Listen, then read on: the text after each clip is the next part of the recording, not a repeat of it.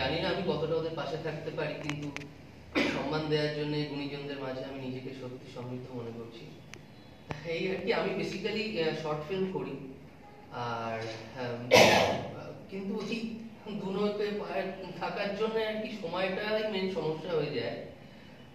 তবে হ্যাঁ, ওনারা অনুপ্রেরণার যোগান, আমি চেষ্টা করি এর সঙ্গে থাকার।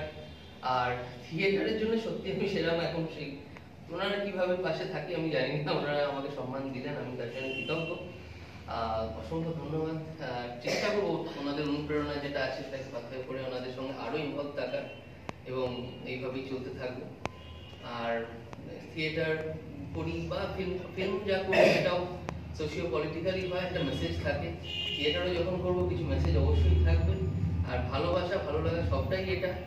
হ্যাঁ, ওই নৌকোর পাটা তুলে এই নৌকোয় আসার অনেক দিনের চেষ্টা চলছে।